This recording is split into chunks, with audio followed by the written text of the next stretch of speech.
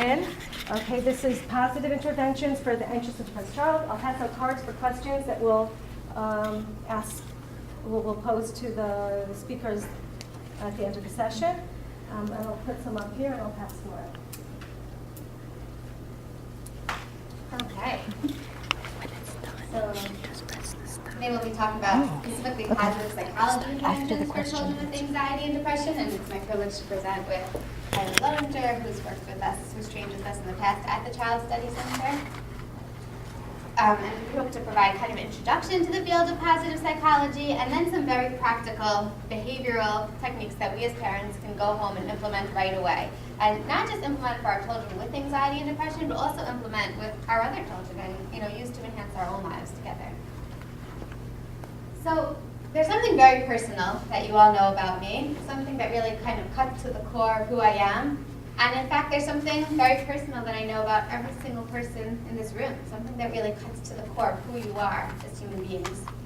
In fact, there's something that we know about any person walking down the street here or across the world, and that is that at the end of the day, we have this need and this desire to feel happy, to feel good.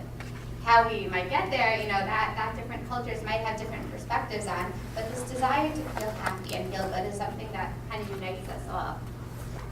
So in 2 words or less, what do you kind of most want for your children in life? If you had to kind of put it in 2 words or less. Anyone? Yeah? Health and happiness, right. And if you think about it, what do schools teach children? Our schools as a whole. What do schools teach? What was that? Stress, yes. Achievement, conformity, maybe success, but not necessarily happiness. And if we look at this goal of happiness, of well-being, as in our society as a whole in the United States today, unfortunately, we're not doing too well to that end. The prevalence of depression among young people is shockingly high worldwide. Nearly 20% of youth actually experience an episode of clinical depression by the end of high school. That's 1/5 of youth. That's a huge number. By some estimates, depression is actually 10 times higher, more and more common today than it was 50 years ago. The age of onset is getting younger and younger, which is concerning. And really, all investigators who kind of look at the prevalence of depression nowadays are pretty much dismayed, at how high levels of depression are relative to years ago. And we kind of describe this in the research as this happiness paradox, that with levels of prosperity on the rise, we're not actually seeing levels of happiness on the rise. In fact, we're seeing quite the opposite, right? Levels of happiness decreasing, levels of depression, anxiety increasing. And they did a study of adults in the United States, and actually over 80% of adults in the United States report that they don't feel as though they're flourishing. Only 20% feel as though they're flourishing. The 80% of adults in the United States feel as though they're languishing, stuck in a rut, not necessarily diagnosable with a clinical disorder, but not necessarily moving forward in life or feeling like they're accomplishing. And the researchers kind of describe this happiness paradox and sum it up into one kind of sentence, because as the standard of living in the United States and increasingly in a number of places around the world has never been higher, and the levels of depression as well have never been higher. So the researchers kind of summarize it into this question: if we're so rich, why aren't we as a society actually happy? And something important to know whenever we talk about happiness for all children, especially children with depression and anxiety, is that our happiness as parents really matters. And this is a fascinating study. A mom's satisfaction with her life is actually more important to a young child's social and emotional skills than her education, her income, whether or not she even has a job, and lastly, the amount of time the child spends in childcare. Pretty shocking, right? So as parents today, I'm hoping that we can kind of put our own hats on and kind of, as we talk about some of these interventions, think about applying them to our own lives as well. So for a long time, psychology kind of focused on getting people from a -1 to 0. So taking people with pathology, taking people with anxiety, taking people with depression, taking people with other disorders, and kind of getting them to a 0, making them okay, making them functional. But increasingly, there's been a tremendous amount of research and money pouring into research about the opposite, about positive psychology. taking people at a 0 who are kind of okay, going through their daily lives, not necessarily seeking out any sort of treatment, and bringing them to a positive one. Interventions to take them kind of from being normal people going through their daily lives, with no kind of severe, loss or benefit in any way, and kind of actually helping them bring them to the next level of happiness. And these are called positive psychology interventions. And what's really interesting is that they really discovered that similar to kind of interventions that we would use in therapy to take children who have anxiety and depression and kind of use cognitive behavioral skills to get them to a 0, to get them functioning, to get them okay, to get them back into their school and social networks. We could also kind of actually, in addition, give children who aren't necessarily presenting with anxiety or depression these positive psychology interventions and have them reach a new level of happiness. Additionally, researchers then kind of took these positive psychology interventions and supplemented the regular kind of CBT treatment that we would give for kids with anxiety and depression, and found that that actually even makes the CBT go further. Right? When we're able to kind of put these interventions into the work we do with anxious and depressed youth, but even to the work we do with any child or any adult, we could actually help them go even further. So I want to talk today about 4 really specific interventions that you guys can go home and use right away in your own lives and the lives of your children. We have gratitude, engagement, specifically acts of kindness, relationships, and meaning. The only acronym we could think of for that was GERM, which isn't a great acronym. But I want to turn it over to Mr. Lovinger over here, who's going to talk about gratitude. Thank you, Dina. So one of the really practical strategies of positive psychology is gratitude. So there's a big field of research behind gratitude. Psychologists Robert Emmons and Michael McCullough conducted a series of studies in which they asked participants to write down daily at least 5 things, major or minor, for which they feel grateful for. Participants' responses included everything from their parents, my dad is here in the crowd, the Rolling Stones, or waking up in the morning, to God. It turns out that putting aside a minute or 2 every day to express gratitude for one's life has really far-reaching consequences. Compared with the control group, the grateful group not only became more appreciative in life in general, but enjoyed higher levels of well-being and positive emotions. They felt happier, more determined, more energetic, and more optimistic. They were also more generous and more likely to offer support to others. They also slept better, exercised more, and experienced fewer symptoms of physical illness. So this gratitude really has far-reaching consequences. So now I want to do a practical exercise with you.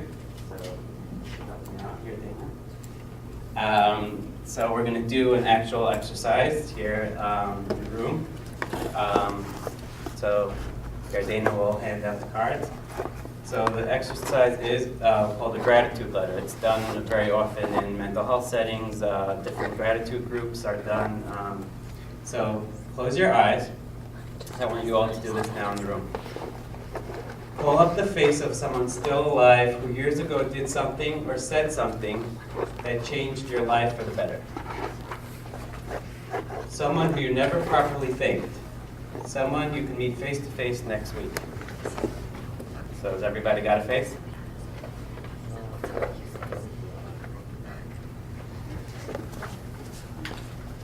So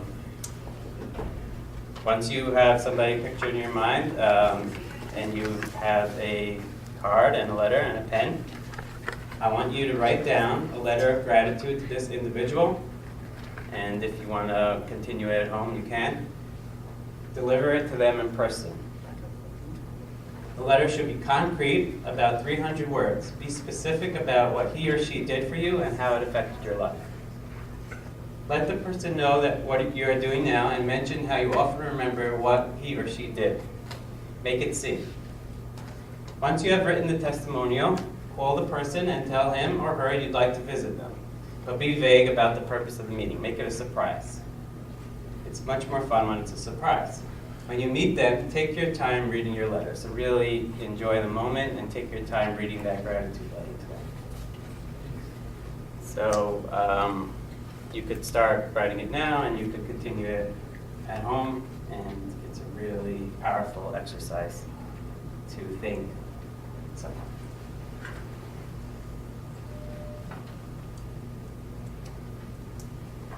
Okay, great. And just in the interest of time, I'll give you, a few seconds to do it before we move on. I want to get to everything today.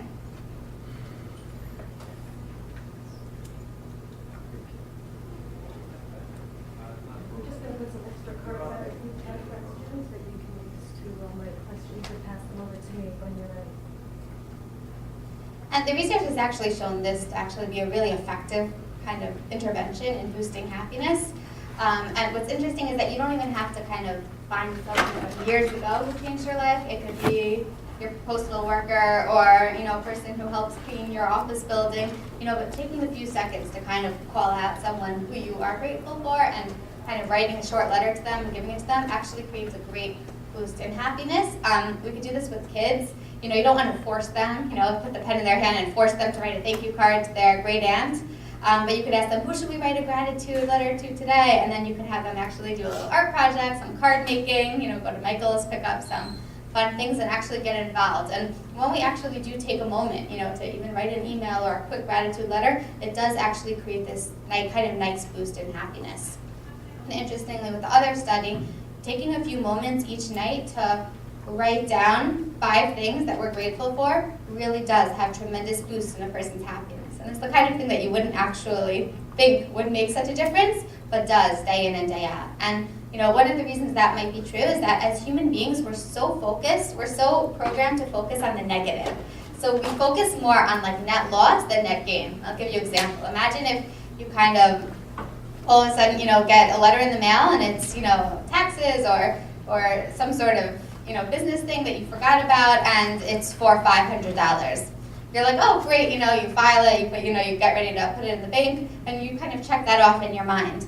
But imagine you get, God forbid, into a fender bender, and all of a sudden you have to shell out $500 for, to fix the other person's car. You are so upset. And actually we're more sensitive as human beings to perceiving that loss and being more upset at that loss as we are happy at the gains. We're more likely to kind of zero in on the negative moments in life and feel those and kind of have cognitions around those than actually be grateful for the positive things that do happen. And even kind of the difference between gaining $500 or losing $500, we're going to feel the losing $500 and be conscious of it and let it affect our day negatively much more than we would let the positive of increasing the $500 affect our day positively.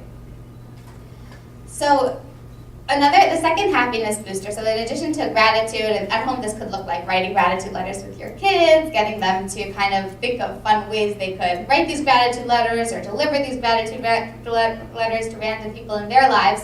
But the second one we're going to talk about is engagement, and specifically this idea of acts of kindness.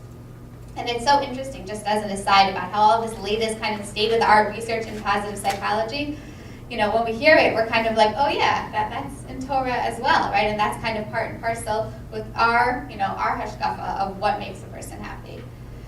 So there's a lot of research kind of linking kindness and happiness. And does anyone actually know the single thing that a person could do in the moment if they're having a bad day and they're kind of having a downer, day and a down mood? The single best intervention that a person, whether or not they're depressed, can do in that moment is to actually go out there and do something nice for someone else.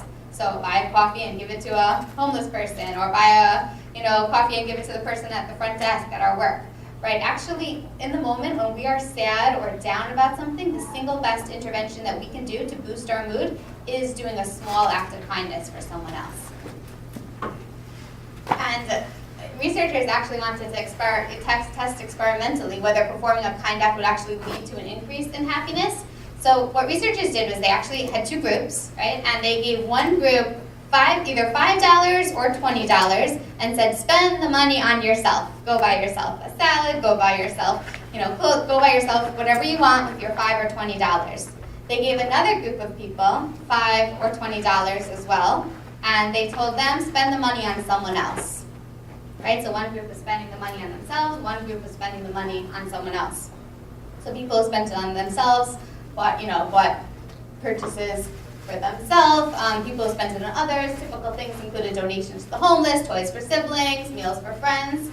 So not so surprisingly, right, the group that actually spent the money on others reported a greater boost in happiness. So better than going to a shopping center and buying something for ourselves in terms of happiness is going to a shopping center and buying something for someone else. That will actually scientifically produce a greater boost in happiness in that moment. And what's really interesting was that for the group, that achieved greater happiness by doing an act of kindness for someone else with the $5 or $20, there was no significant difference in happiness between those who spent $5 on someone else and $20 on someone else. Meaning the amount of money they were spending on someone else didn't matter to significantly produce increases in happiness. So a person in terms of happiness is actually better off doing lots of acts of kindness for $5 each than kind of one big act of kindness for $20 in terms of boost of happiness. And by helping others, people are more likely to feel more confident in their abilities to enact change, build better relationships, and to kind of trigger this nice upward spiral of positive emotions and positive interpersonal exchanges.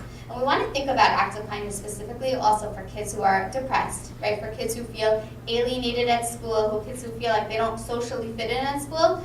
Conceptualizing acts of kindness, what can we do for this teacher? I heard she just, her grandmother just passed away and, the family's sitting Shiva. And having them kind of think of acts of kindness they can do is helpful in a few ways. First, from a behavior activation perspective, it gets them up there, gets them out of bed, gets them doing something. And it also really helps them kind of feel like they are enacting change. And when they did research on what kindness does for children, they kind of got some responses qualitatively from students. And they said things like, I just felt something inside of me light up when I was kind of doing that act of kindness. And we really want to give this feeling to our children. Because if our children, and I see this all the time clinically, if our children are focusing on themselves and input and what their parents are giving them, what their friends are giving them, what their teachers are giving them or not giving them, they're gonna be less happy than if they're focusing on output. What can I do to help that person in my class who's going through a hard time? Who can I bake cookies for? Who can I do something nice for? And what we really want to do with these acts of kindness is not force them upon our children. So I've seen parents do things like whenever you get a toy, you have to give another toy away. And then the kid's like having a tantrum about giving their favorite toys away. We want them to say, this neighbor just got sick, what can we do for them? And have them kind of conceptualize what to do and kind of empower them by saying, that's a great idea, we're going to follow up. So as a parent, I tried this myself.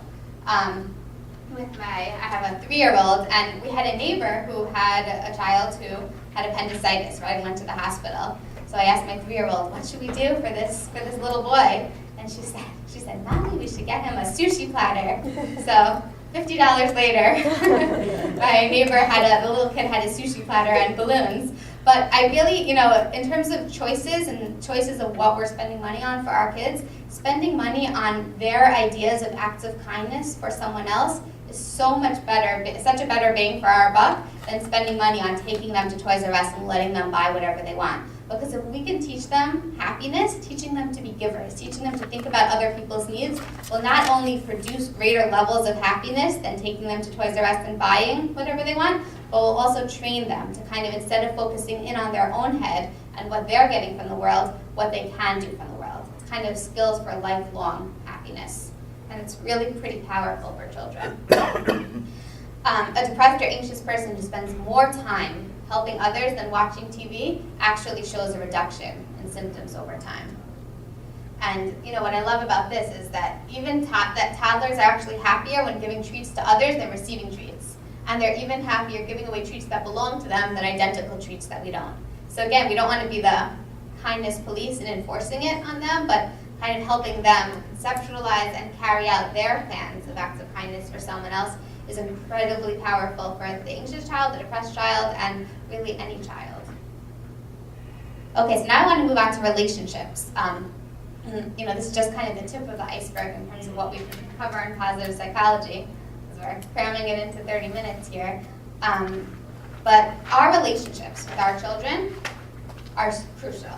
And one of the best interventions that we can do, with our children, whether we have one child at home or 100 children at home, is really to do something called special time. And there's been some research, and I know Mr. Lowenger's been involved in some of this research and clinically, on a treatment called PCIT, Parent-Child Interaction Therapy, for children aged 2 to 7 who are kind of exhibiting oppositional behaviors and kind of behavioral disorders at home. And something that we do first with parents before anything else is kind of instituting this special time. Special time is 5 or maybe even 10 minutes that you spend with your child each day without your cell phone present, right? Without distractions, without having them to get somewhere or go somewhere, just kind of sitting with them and playing with them and enjoying your time with them. And what we really want to do during the special time is actually take our cell phones, maybe set a timer for 5 minutes or 10 minutes, put it away, and show our child that we are putting it on silent. And no matter who emails us or texts us during this time, we will not check our cell phones. The average adult in the United States taps, or swipes their cell phone over 2,000 times per day. And when we kind of model, going away from screen time for our children, but really model to our children that spending this time with them is more important than anything else in the world, and kind of actively shut our cell phone or turn up the volume and put it away, we're really showing them that that we really value that time with them without distractions. And we also don't want to do this kind of special time. We want to kind of make it part of the routine. We don't want to do it a time every night that we have to get them to do something. So homework time with our children is not special time, does not count. Getting out knots from their hair does not count as special time. We want to do it at a time every night where there aren't other things going on that we have to get through.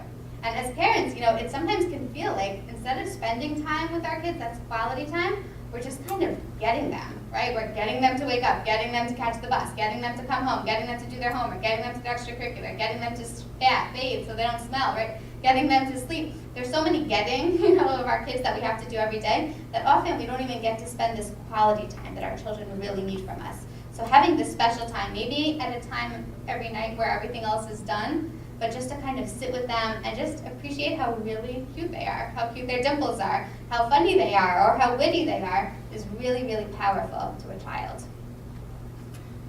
Another kind of intervention that we can do right away with our children is something called active constructive responding. And actually, this is kind of taken from couples therapy. We can actually assess the strength of a relationship based on how one person responds to the other person's positive news. It's pretty cool. So let's say a spouse comes home and says, guess what, I just got promoted at work. There are 4 possible ways we could respond, right, in that moment. One is active constructive responding. That is fantastic, that is incredible, right? You're joining with them, you're getting excited in the moment. The second way is passive constructive responding. Oh, that's nice, honey, right? Not as good. The third way is active destructive responding. Oh no, a promotion at work? Does this mean more time away from us? Does this mean that we're going to be paying more taxes? Does this mean that their expectations of you will be higher? Kind of pointing out all the downsides of it. Are you sure you're up for it? Right, that's active destructive. And then there's passive destructive, which is just kind of a comment that has nothing to do with what the other person said. So if a person comes home and says, I got a major promotion at work, and a passive destructive response would be, oh yeah, it rained all day here, right? Not what we want to go for. So they studied relationships, and relationships where the spouse actually displays active constructive responding in response to positive news, joining with the person and feeling that enthusiasm and expressing that enthusiasm is actually a much stronger relationship. And I've seen this kind of work with kids as well. I had a student once who had a young child at home who, this student was kind of high achieving and always did well in school, and had a child who had many learning issues and really wasn't doing so well in school. And she kind of took this and told me about how she used active constructive responding. She said that her child came home and said, Mommy, I got an 85 on my spelling test. And her reaction was like, 85? Are you serious? Like 85? That's not even a good mark. But she kind of remembered this active constructive tool, and she kind of got down to his little face, to his little level, and said, Shmuley, I'm so excited. You got an 85 on your spelling test. And she describes that the beaming smile on this child's face was so powerful, more powerful than a million trips to Toys R Us or anything she could have done in that relationship. When we take the time to enjoy the excitement of others in response to positive situations and join with them, that creates a huge, powerful impact on our relationship with them. And just to kind of move to our last thing today, which is meaning, and then we're going to get to our final savoring. It's really important for a child to feel like they are living with meaning, like they are living for something. So whether it's a spiritual belief system, whether it's, I'm living to do acts of kindness for other people, or to, make a Kiddush Hashem in the world, whatever it is, it's really important that a child, especially a child with anxiety and especially a child with depression, feels like they are living a meaningful life, like they're living for something. And I like to think of this idea that Rabbi Pesach Krohn often says from Chazal, that whenever we experience something difficult in life, one of the reasons we experience it is so that we can kind of have that pain for ourselves and use it to help other people in the future. And if you think about it, so many amazing chesed organizations, in the Jewish world and also the secular world, were started by people who went through something hard and said, I do not want someone to ever have to go through what I went through again. And whether it's being a better friend for someone who's going through something similar or starting something to help someone else in the future, when we can kind of contextualize our difficulties and think about, instead of just thinking, of the difficulties that they put us through, contextualizing how we can use this experience to help the other people who will be in pain in the future, we can really improve our outcomes in response to a trauma or a really difficult situation. Rabbi Pesach Krohn tells a story of, I'm sure everyone here remembers the miracle on the Hudson.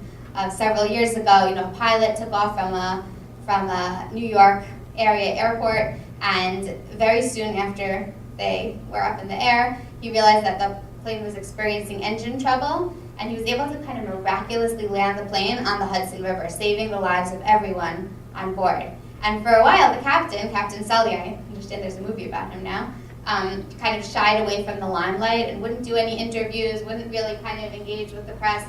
But on the 1 year, Rabbi Pesach Krohn tells that on the 1 year of this miracle on the Hudson, one reporter got this exclusive interview with him and took him to the place, overlooking where the miracle on the Hudson had happened, and asked him, what helped you in the moment actually be able to land that plane? And he said this. He said, when I was a young boy, I lost my father. And no one loved me in my life more than my father. And I'll never forget just the pain and the blackness that I felt in my life when I lost my father. And I vowed at that moment as a young boy that I would do everything in my power that I could in the world to help other people not experience that blackness, that pain that I felt as a really young boy. He said at that moment when the plane was experiencing engine trouble, all I could think about was the families of the people on board the plane and the blackness and the sadness that they would experience as a result of losing their loved ones. And that put me in such a state of focus that I was able to land the plane. When a person goes through something hard and thinks about what they can do for the world or what they can do for other people, it actually helps them, from the research on post-traumatic growth, it actually helps them not only survive a traumatic situation and be okay after a traumatic, not only bounce back, but bounce higher after a really difficult situation. And if we could kind of train our children with that mindset, that when they're bullied, what can they do in the future? What are they going to do to kind of help stop bullying in the schools? When they're experiencing a really difficult time learning Gemara because of this learning disability or that learning disability, and they just feel so alienated from school, what are we going to design? What are we going to invent? What are we going to implement to help other kids who are feeling that in the future? How are we going to make the world, other people who are experiencing what we're experiencing, live better lives because of what we've experienced? Lastly, I want to talk about savoring, and I'll turn it over to Mr. Lowinger here, who's going to just kind of describe this incredible thing called savoring. So savoring refers to our awareness of pleasure and our deliberate attempt to make it last. Oh, sorry. So in contrast, there's a concept called coping, which is very common in psychology. People learn about coping skills, coping activities. Brian contrasts the psychology of savoring to the psychology of coping. In coping, we experience a negative event that produces negative feelings, anxiety, sadness.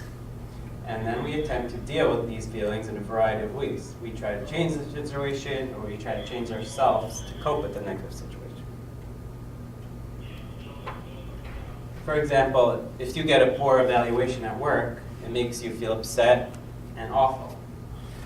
And you might worry about it, you might be sad about it, and as a result, how do you think you'll feel? Pretty awful, right? Suppose instead that we receive an excellent evaluation at work, accompanied by a pat on the back, a merit raise, and our name permanently etched on the Employee of the Month plaque in the office lobby. So how do you suppose that we cope with this event and its aftermath, and the good feelings produced? So the answer is that some of us do, in effect, cope with life's triumphs and pleasures in a negative way. We may worry that others will resent us. We may conclude that we are lucky that our supervisor is being lenient this time, or he doesn't realize that we're not that good as he or she thinks.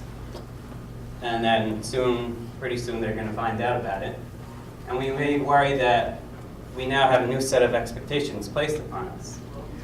It's impossible to live up to these expectations. So there's really another way to really savor the moment. So Bryant found that instead of the worries of those who cope with positive life events, focusing on the negative, those who habitually savor are happier and more satisfied with life, more optimistic, less depressed than those who do not savor. So there's a real difference between simply coping with the situation. It might lead to negative thought patterns. It might lead to you thinking, oh, this is like not going to happen again. This is sort of like it's not something that's a permanent situation. Next time my boss will say that I did horribly. But it's really savoring the moment that leads to positive thought patterns and positive outcomes.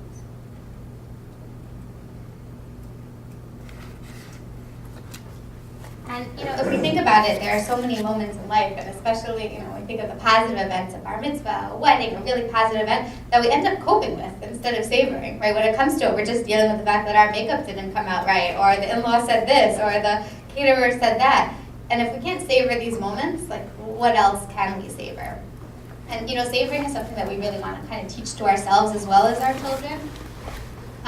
Unfortunately, sometimes we don't even let ourselves experience emotions. And this is something really common that we see. And I'll give you an example. A boy went to the mashgiach of his yeshiva and he said, my father's this and my father's that, and he's so bad, he's so, he's done so many bad things, but it's not his fault. He had a hard upbringing, it's not really his fault.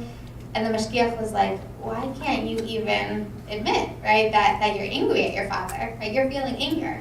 And a lot of times we don't even let ourselves experience our own emotions, right? We don't even let ourselves become in touch with what we're feeling in the moment. And if we think about it, sometimes with our feelings, instead of like this Jelly Belly example here, instead of actually eating a watermelon, we're having like the Jelly Belly version of a watermelon. And the same thing is true with emotions. Sometimes instead of kind of letting ourselves feel an emotion, we let ourselves feel like the Jelly Belly version of the emotion. And what's even more concerning is that often we let ourselves experience the painful emotions, right? So when something really happens that makes us sad, we're in a fight with someone, or something difficult happens in our life, we let ourselves feel sadness. We feel flooded with sadness to the point where we can't think of anything else, or anger, or anxiety, right? We all know what that feels like, to feel flooded with it. We can't think of anything else. We can't sleep. We let it kind of flood our whole body.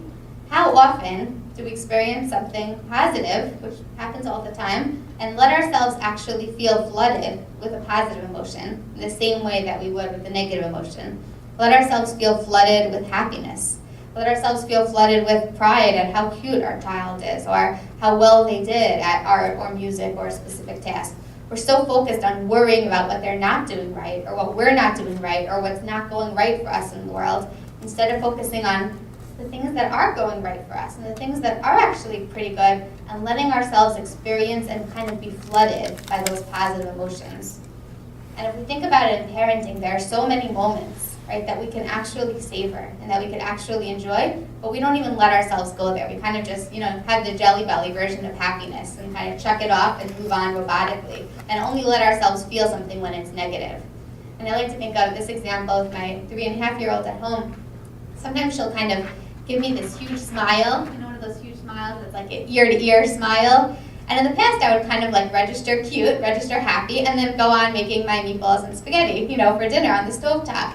But what I really tried to do after kind of being exposed to this research is to just kind of, when I see that smile, instead of running to the next thing, actually just looking at her, taking in her cute face with a huge smile, and letting myself feel flooded with happiness in that moment, feel flooded with the positive emotion, right? Why is it that we could only feel the negative emotions instead of cluing ourselves into the positive and happy moments of life? When we savor as a parent, our children feel it. Our children feel like they're liked more. Our children feel more successful, and we can enjoy our lives much more. So we want to kind of give you a home-based savoring exercise to leave with today. So please stop and notice the next time something good or pleasurable occurs. It can be a letter or praise at work, but it can also be a good grade on a paper, a great meal, an engaging conversation, or a spontaneous adventure. Regardless, we ask that you savor this event using the following potential strategies. Share our good feelings with others. This is called capitalizing. Take a mental picture of good stuff to remember later. Revel in your success. Pay attention to your senses. Outwardly express good feelings. It's okay to laugh out loud. Compare good feelings with unpleasant ones. Try not to multitask. Get absorbed in what you're doing. Give thanks to what's good. And try to focus on the positive. So pleasure is actually available to almost all in life, as is the ability to enhance it. The real challenge becomes savoring those moments.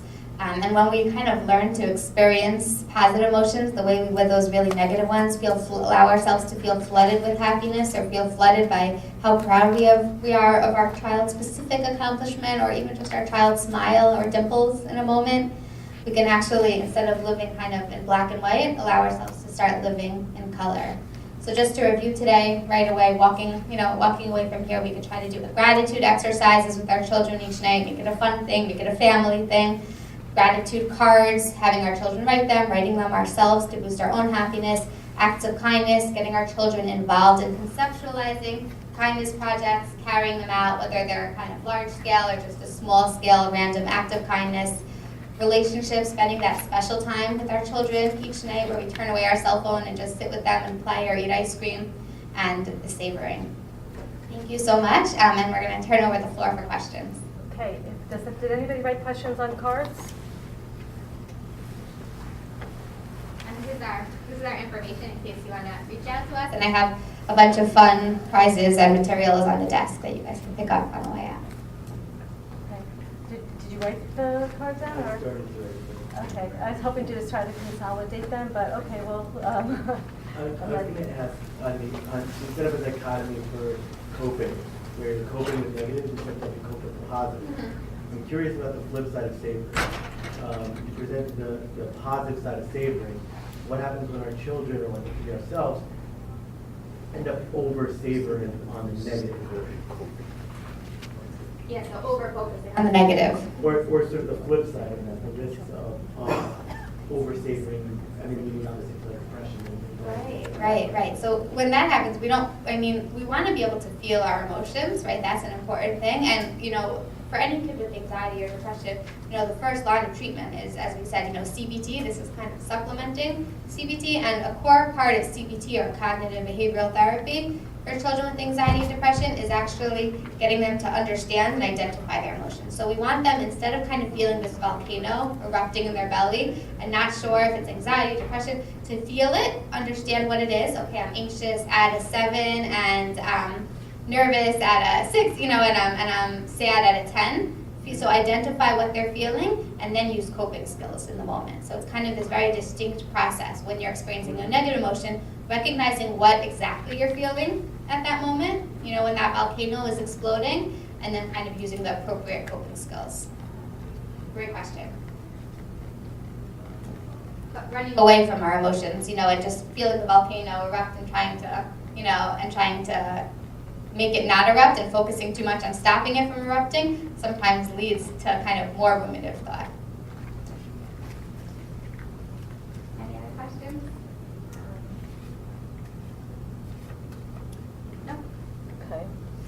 gonna make a choice here, 1 second.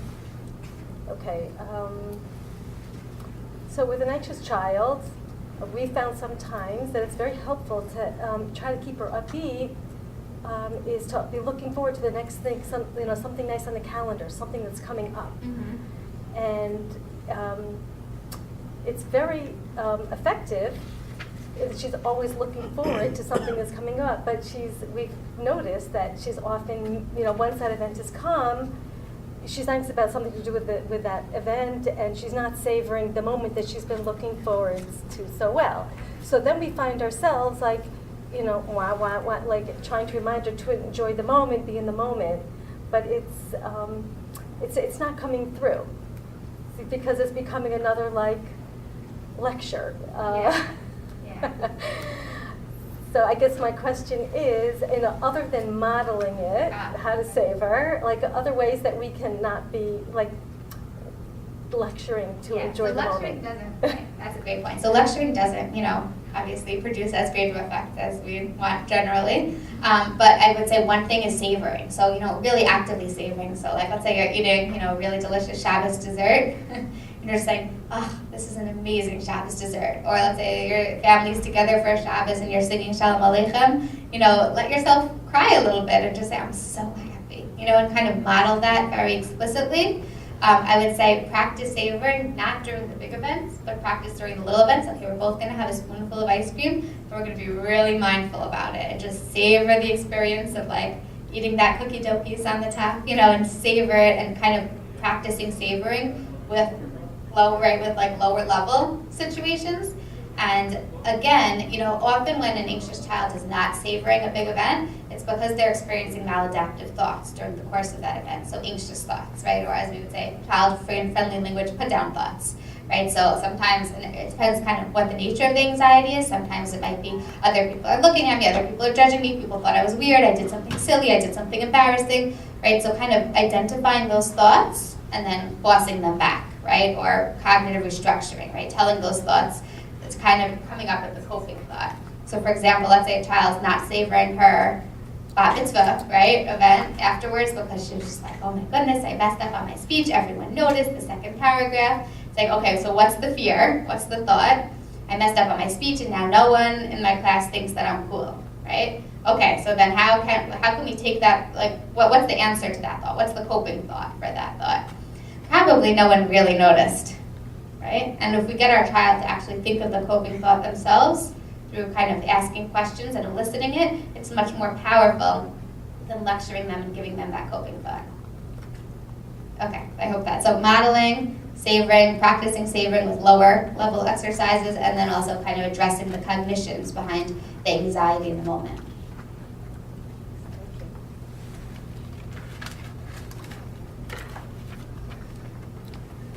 Other questions? Well, first of all, I enjoyed your little presentation here today.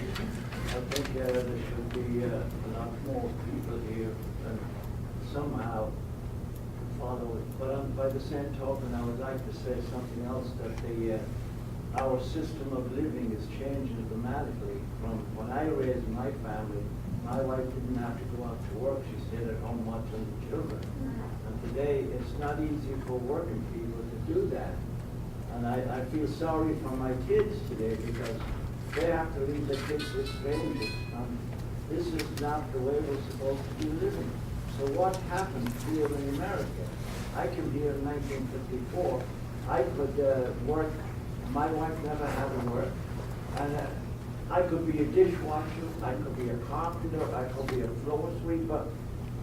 We lived accordingly that there was one member of the family to make enough wages to raise that family.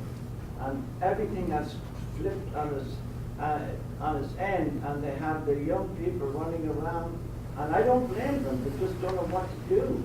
And why can't it be that we can have one person working in a family so the wife can stay home watching the children? What has happened to America? That's my question. Since I was raising my family, and it doesn't seem like it's getting better. It only seems like it's getting worse. When you start to give the wealthy all the profits and leave the middle class, that's really the backbone of any country, is the working class. When Okay. you take that money away from the working class and give it to the people that really don't need it, what is going on? Okay. Sir, you've raised a wonderful point where I just want to point out that the session is ending now and the next session starts in 10 minutes. So we'll have a quick answer, I guess, to If you address ever the. want to run for Yeah. public office, we'd love to. But yeah, I mean, there's so many problems on the societal level. You know, we didn't even get to the reasons. You know, why? You know, depression is more common now than it is. But I think the most important thing is for working parents not to give up. Just because I'm working, I can't be a good mom. Just because I'm working dad, I can't be a good dad. But to kind of imbue them with those strategies so that they can make the time that they spend with their children, even if unfortunately, and I'm with you, I wish we didn't have to, have husband and wife both work in today's world, but to kind of make that time that they do have with their children really, really meaningful. Thank you. Right, and I was going to say, that's what makes the special time so much more important nowadays. Maybe a few generations ago, a parent could spend 3 hours with their child at a time. And nowadays, it's really limited, so that's why we have these new methods that have been research-based that parent can focus 5-10 minutes on a child, and it really boosts their confidence and it boosts their happiness. So that's why we sort of develop these methods to accommodate nowadays and the current situation that we live in.